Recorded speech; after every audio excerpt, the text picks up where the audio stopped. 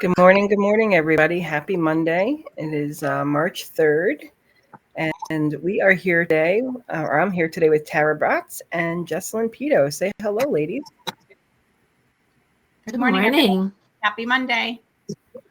Happy Monday to you as well. So, thank you all for joining us.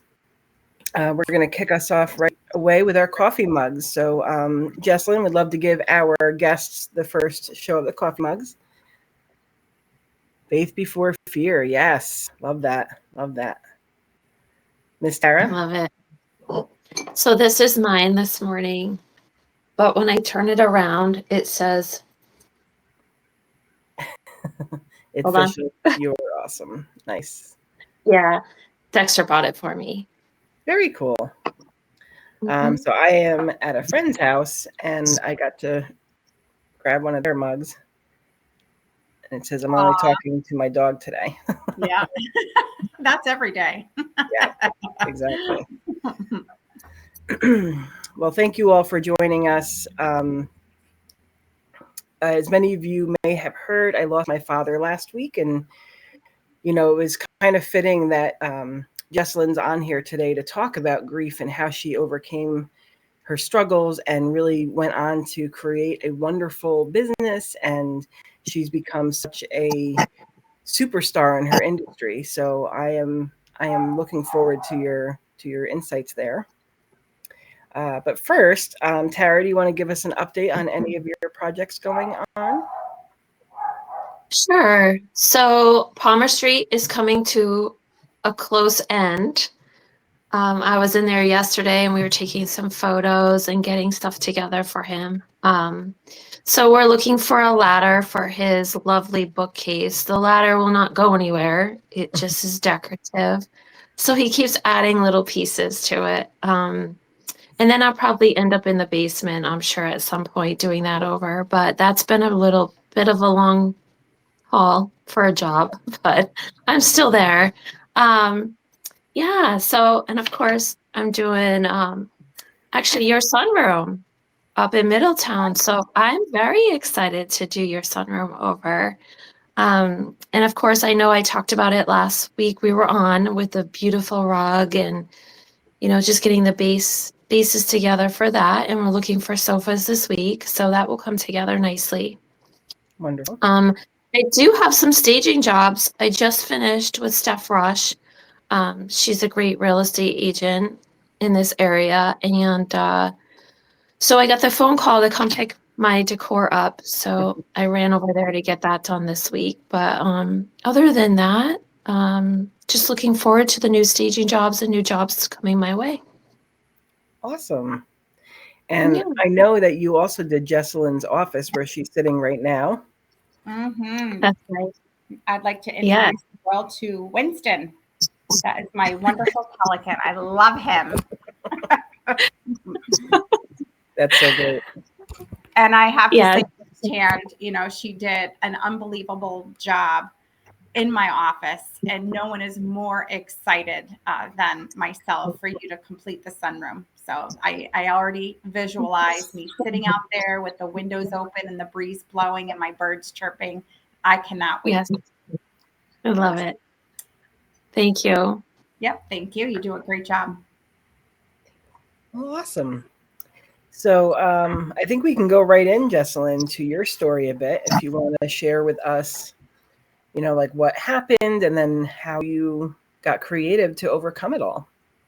Sure. Well, thank you. And in fact, I've had quite a few stories in my lifetime, which I won't get into, but I'm actually writing a book about it because I've had many, many roadblocks and obstacles throughout my entire life. But in those moments, it's what you choose to do in those moments that really will define which direction you're going. Because I've always said there's no such thing as standing still. You're either moving forwards or it's going to move you backwards. So just some quick story about myself, after college. I went to college to be an x-ray tech. And so I was an x-ray tech at a hospital, medical, like a walk-in center for over 16 years. And I loved what I did. It was my first introduction to the senior community because not only was I the x-ray tech. I was also the staff receptionist. So I was the one responsible to intake patients, register them, and ask for their insurance information. And 9 times out of 10, with me opening at 7 o'clock in the morning, I was getting the people who were coming in for fasting blood work and older people who needed certain blood work every single week.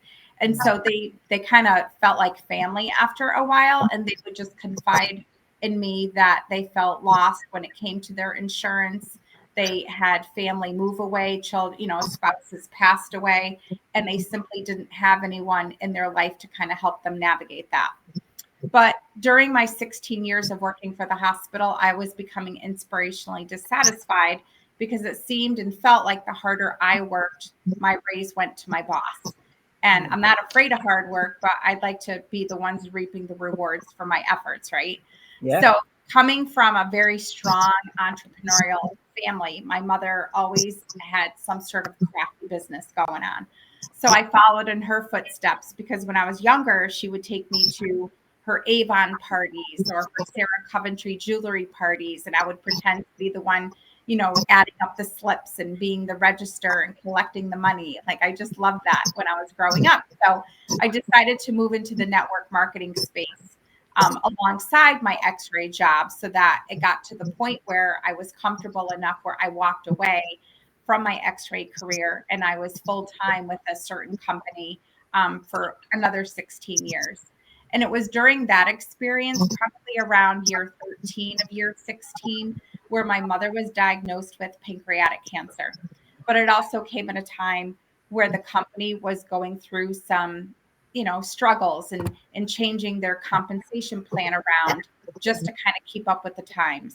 But I wasn't paying too much attention to that because my mother is where my attention needed to be. And I'll forever be grateful for the time flexibility that being self-employed gives you, because I promised my mother that the rest of her life was going to be the best of her life. And so I took her back and forth to Manhattan, took her appointments, and so we just made the most of it. And so when she passed away, it'll be, I want to say 7 years. I'm losing track of time. It's crazy. It's either 7 or 8 years this July that she passed. It's 7. And so when she passed and I received my check, my leadership check from my direct sales company, I looked at it and I'm like, all right, I don't know what this is, but this is not happening. I just totally walked away cold turkey. And so many people asked me along the way, well, with such a large team, why would you walk away? Well, I need to sleep at night, and I'm not about to just collect a check for the sake of a check and not lead a team to the best of my ability. So my heart just wasn't in it. I was not willing to work 8 times harder just to make what I was making. So I just walked away with no plan in sight. And that's where my son said, you really should go get your life and health insurance license. So I did. And I ended up working for a call center that actually paid for me to get my license. But I didn't last there very long because the micromanaging there was awful. So it was during that couple of months where I was inspired to get into the Medicare space when my mother passed. And it just seems like the stars were aligning for me to move in the Medicare direction. So I did. And I want to say I'm starting my 7th year. That's why I put my mother at passing at 7 years. I'm starting my 7th year in the Medicare space. And when I went into the space, I worked for a financial office for 3 years, but then I moved on from that and became self-employed, owning my own agency. It was just this 3 years in April.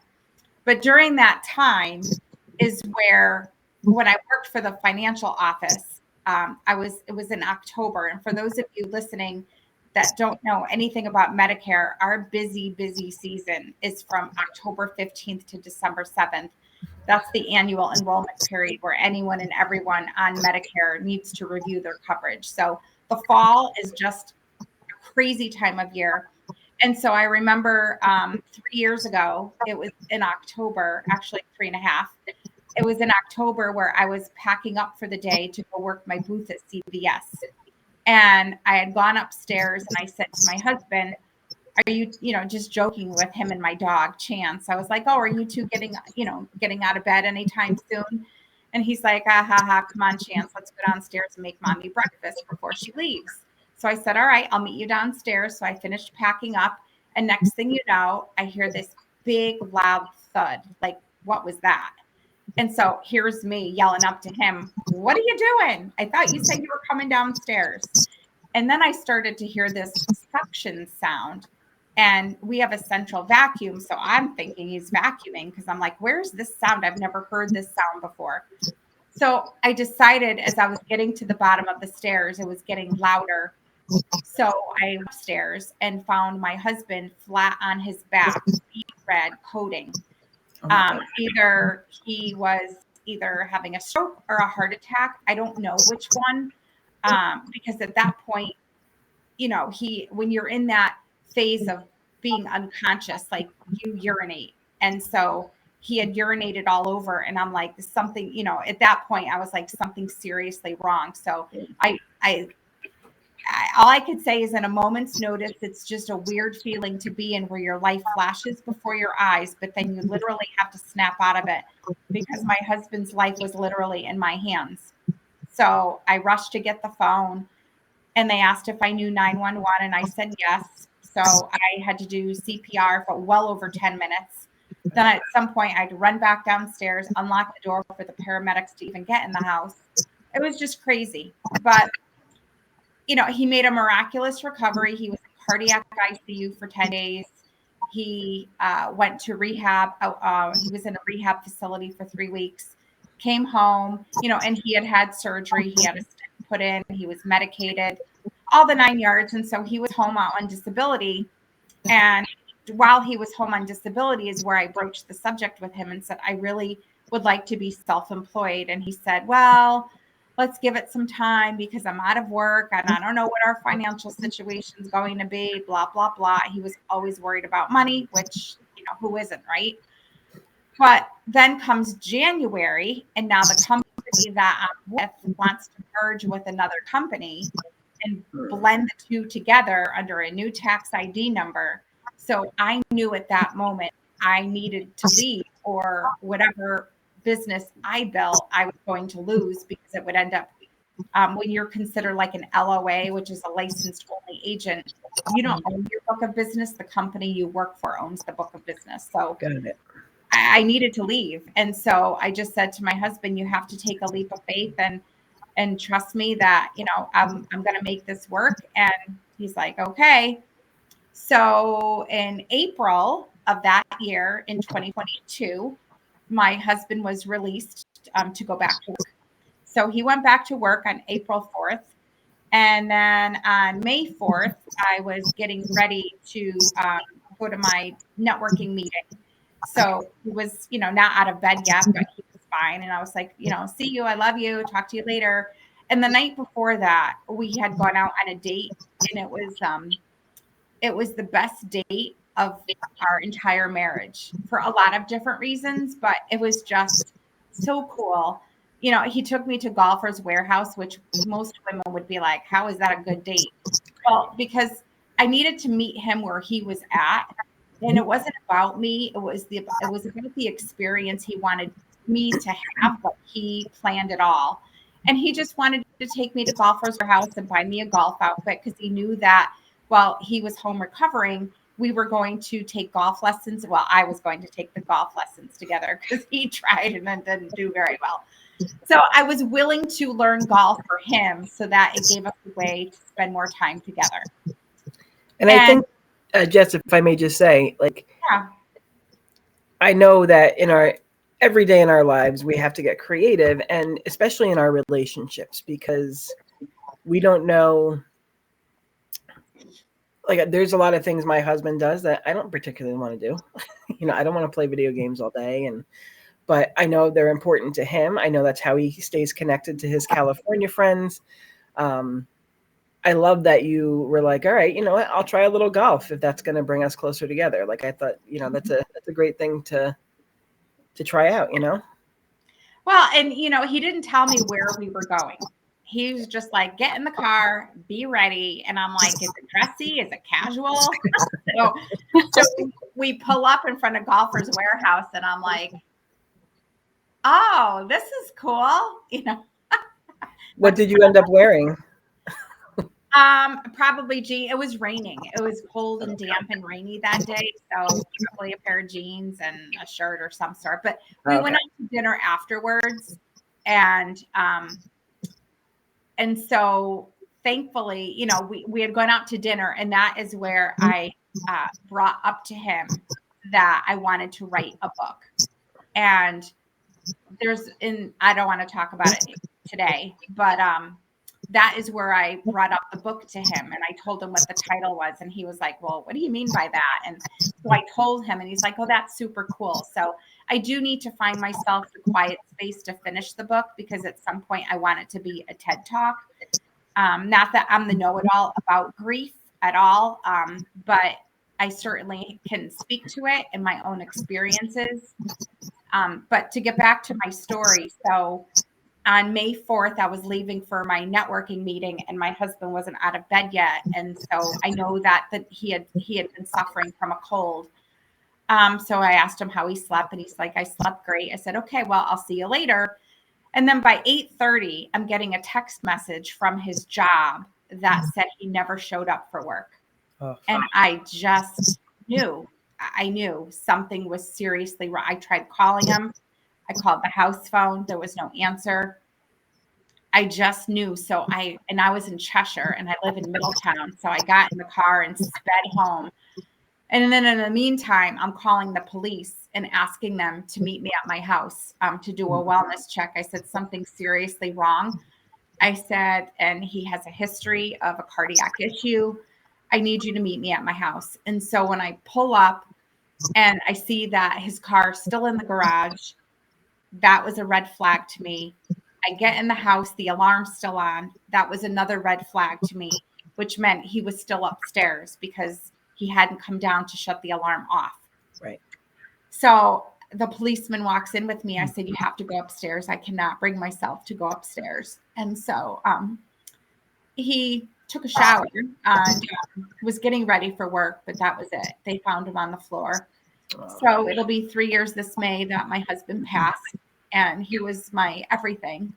So I do certain things. I feel very strongly and continuing to honor him because everyone who knew him loved him.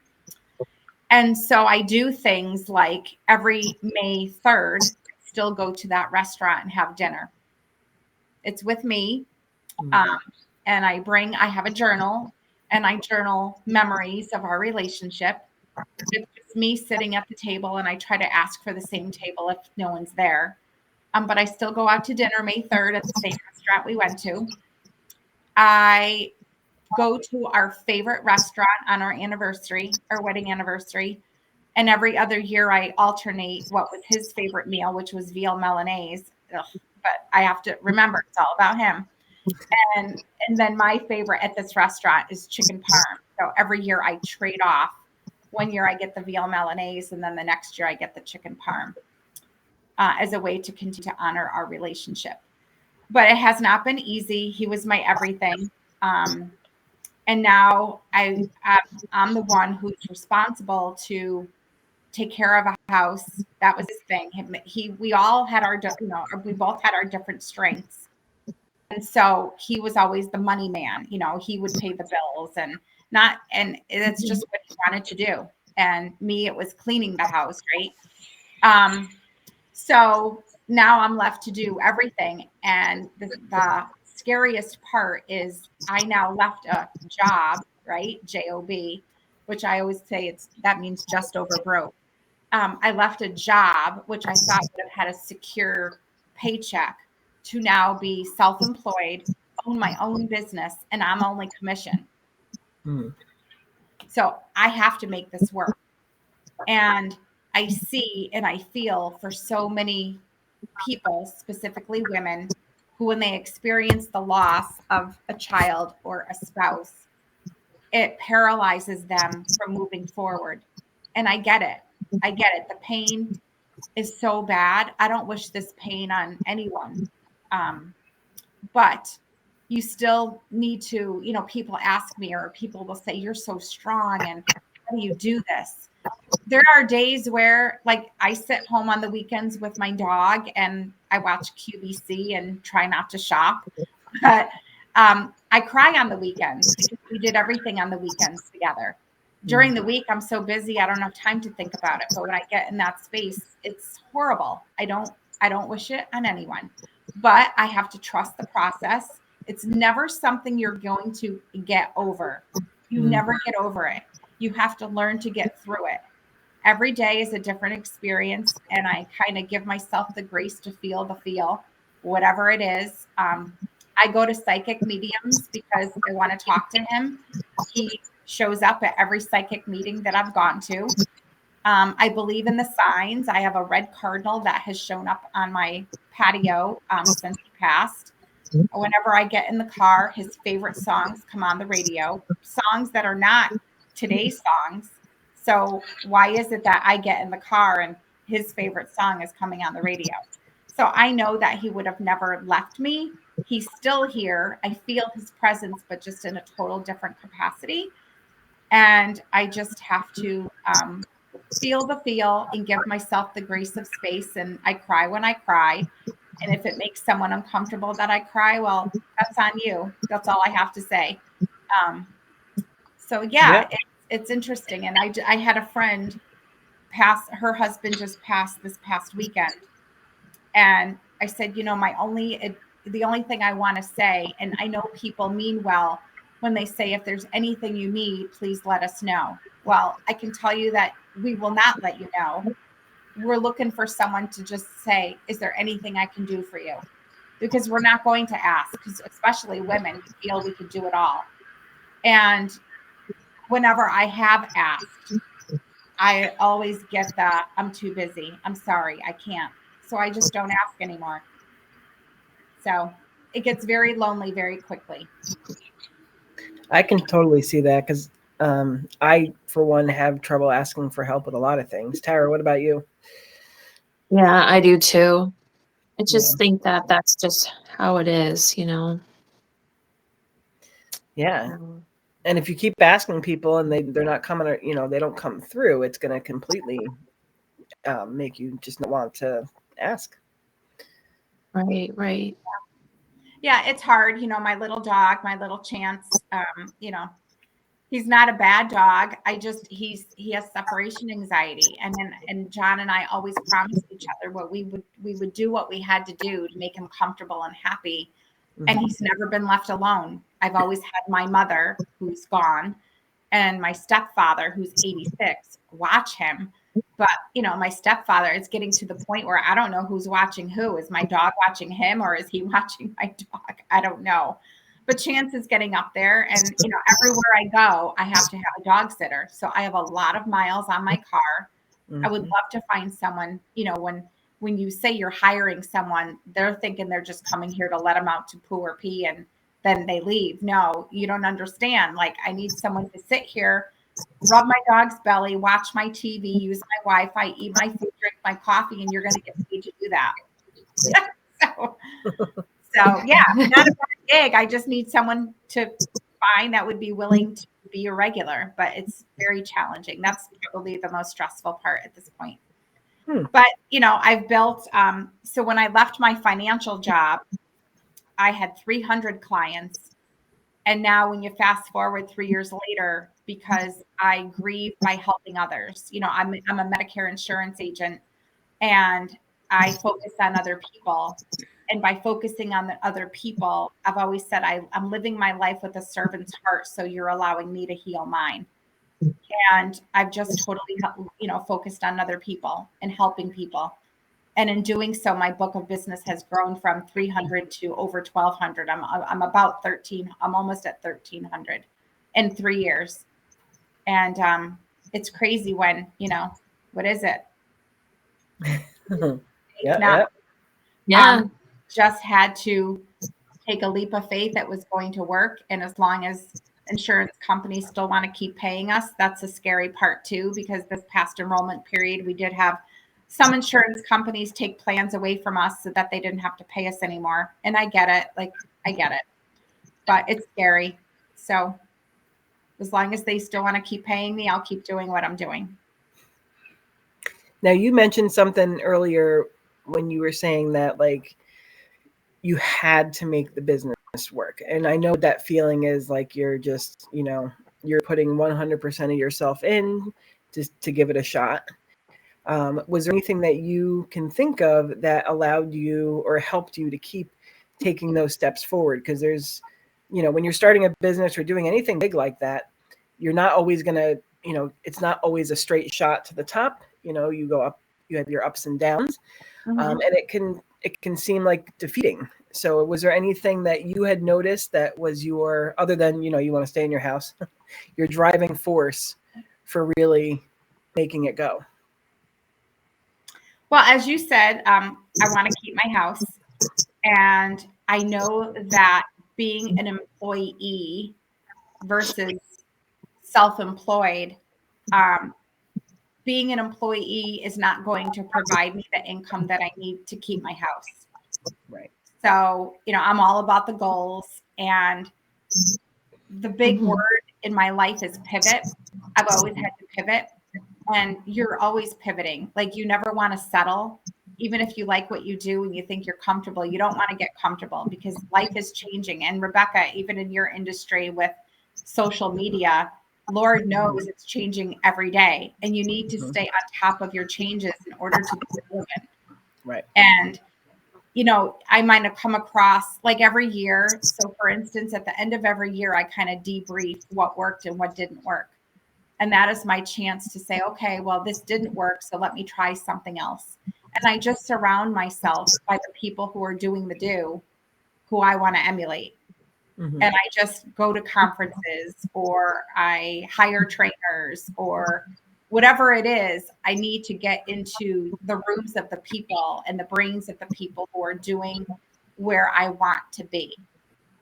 I love that, because you can be very sad within yourself, and you can find a million people out there that are going to say, yeah, you should stay on the couch today. And you deserve, you went through a lot and you deserve to just be there. And it's a whole different ball game when you are with people that are going to continuously push you. I'm not saying like, don't grieve. Of course you have to grieve, but you can very easily get stuck in that spot. And without those people that are going out and doing those things, you can get stuck there for a while. Right. You can, absolutely. And, just because, I'm keeping busy or staying active certainly does not mean I love my husband any less. If anything, I'm doing this to honor him because I know I am making him really, really happy and proud. I know he's proud of me. And even the psychic medium said he is so proud of you. Yeah, he is. And I know that. I know that. And I'm on a mission to make him proud. He would not want to see me lying in bed, and I know that. Yeah. And it's not good for me. And again, if I don't put my feet on the floor and make it happen, I'm the one responsible for the house. I don't want to lose my house because then I will feel like I've let him down. And I don't want to do that. Right. Nice. Tara, you have any questions? So do you, how far out do you cover? Is it world, like all across the United States, or are you just local in this area? How does that work? Great question. So my resident state is Connecticut. So I service all of Connecticut, every county in Connecticut. And then I do have a license in many other states up and down the whole East Coast.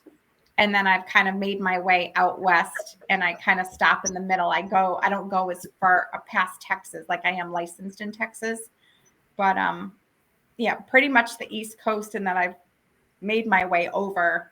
And the reason being is, a lot of people in Connecticut have moved outside of Connecticut, and they said, can we still use you as our agent? And I said, well, it just is a matter of me just applying for a non-resident license in the state that you're going to. And of course, paying them money, because it's all really about money. Yeah. So as long as I pay them money to have a license, I can get a license in their state and then get appointed with the plans that are in that area. So, yeah. Good.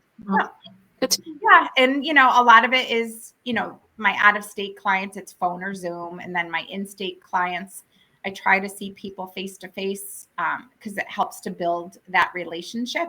Mm-hmm. I have to say, outside of Rebecca, because Rebecca is amazing. And I remember the first day I've always wanted to work with her in the social media sense. And she wasn't in that capacity as of yet.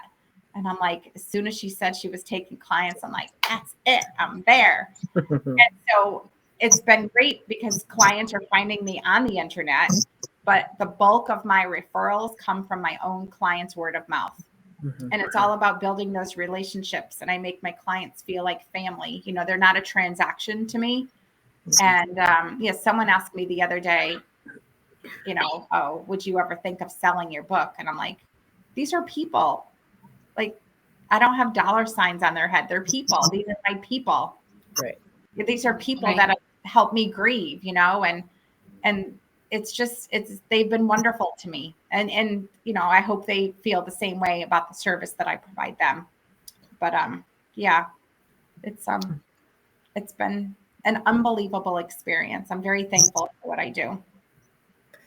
And I'm sure they've found tremendous value in your service. Like my mother actually used Jesslyn for her Medicare. She turned 65 last year.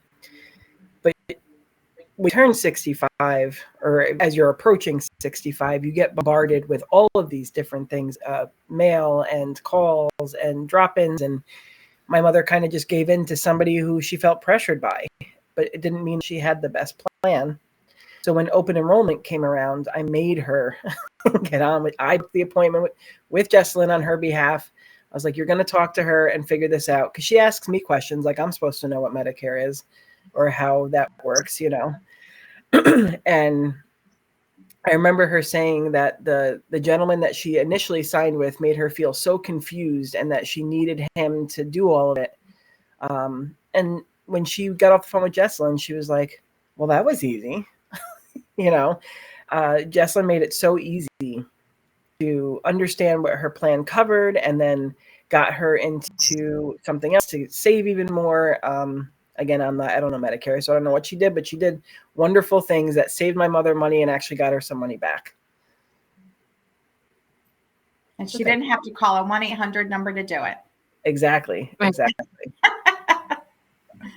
the best part. Yes. And, and the other thing too, for anyone listening, if you have family members on Medicare, or maybe you yourself are approaching Medicare, the best kept secret in Connecticut, at least, is the Medicare Savings Program. And what happens is, everyone on Medicare has to pay their Part B premium. But if your income is of a certain amount, then you may qualify for the Medicare Savings Program that pays the Part B premium for you. And you also get some extra help with the cost of prescriptions. And then depending on the level that you've received, there's 3 different levels of the program. And if you happen to reach the level with the most amount of help, then you can go on a plan where you talk about the grocery card. So for those listening, please, whatever you do, public service announcement, do not call a 1-800 number from TV. All that is a call center somewhere overseas, and then they'll vet you and transfer you back to the United States, probably to someone not even in your state who knows the ins and outs of your state. So don't call a 1-800 number. And first of all, your mama taught you not to talk to strangers. Why do you want to put your health care in the hands of a stranger that you never met and you can't put a face to? That makes no sense to me. Like, seriously. And not just that, the phone calls. The phone calls are crazy. Oh. They are heavily targeted and marketed to, and Medicare will never call you. They're not going to tell you that you have a new Medicare number. There's no such thing. Social Security is not going to call you and tell you that they need to confirm your routing number because your deposit didn't get through. Those are just all scams. And scams show up in many different ways, shapes, and forms. They're getting very creative, and they're showing up in a text message now. We were unable to deliver your postal package. Well, I didn't order anything, so good luck with that. And even the emails, just because you get the email does not mean it's legitimate. Look at the email address. And so, I just need and I feel like those that are turning 65 are much more techier than the older side of the Medicare recipients, because a lot of clients that I work with don't own a computer, don't have an email, they have a flip phone. They don't have a lot of the technology, but they still have a phone. And when you have your loved ones sitting home talking to no one but Joe Namath on TV, of course they want to call Joe because they think he's a dating service. 1-800 call Joe and they're going to get Joe. No, Joe is not coming to the phone. So you have to protect your loved ones because they're sitting at home and just want to talk to somebody. I send my clients birthday cards, and and I call them on their birthday. And the comments I hear all the time are, "You're the only one who sent me a card," or "You're the only one who called me on my birthday." I believe it. Yeah. So go out and call your loved one today. That's everyone's homework assignment. Go touch somebody today. And what's the best way for people to get in touch with you if they want to explore their Medicare options? They can call at 203-206-0848, or they can email, which my name is on the screen. It's together. There's no space, so it would be Jesslyn Peto together @gmail.com. Excellent. Or they can go to jesslynpeto.com and visit the beautiful website that Rebecca put together. They could do that too, and then reach me that way. Excellent. Nice. Yeah. A lot of great tips today. I hope anyone that's watching that may be going through a struggle and they're trying to just move forward, remember those little things that Jesslyn said about finding those people that are going to help you push forward, and just having that mindset of no matter what, like whatever, you're going to make it happen no matter what. Yeah, you're not expected to get over. You're never going to get over a person. They'll always live within you. There's memories. Do I wish he was here physically? Absolutely. But I still know he's here, just in a different capacity. And you're never going to get over it. I hate when people, and I hear people say it, "You're not over it." What? You don't just make them go away like that. That's not happening. The guy was a part of my life for 35 years. No. And, I get asked all the time now, "Oh, have you started dating?" No, I'm not interested. I'm good. Watch Dateline NBC. You won't want to date. I'm good. I'm surrounded by my friends. And honestly, that's really all I need. I'm surrounded by my family. I love watching my granddaughter play basketball. I love my dog. I'm just surrounded by good friends and family. And that's really all that I feel I need. Amazing. Well, I appreciate you being on today. Yeah, thank you for giving me the opportunity. And if anyone just ever wants a new friend and just needs to talk things through, remember, you're not getting over it. You're just getting through it, and just put your feet on the floor. You don't need to know the how. You just got to keep moving. That's all. Go for a walk. Yep. Excellent. But thank you for having me. Absolutely. Well, thank you everyone for tuning in today. Tara, do you want to close this out? Yes. First of all, I would like to thank you for being here with us. This was wonderful. Always remember to be kind. You never know what anyone's going through. Smile goes a long way. Take care and have a wonderful week. Thank you, everyone. Have a great week. Bye.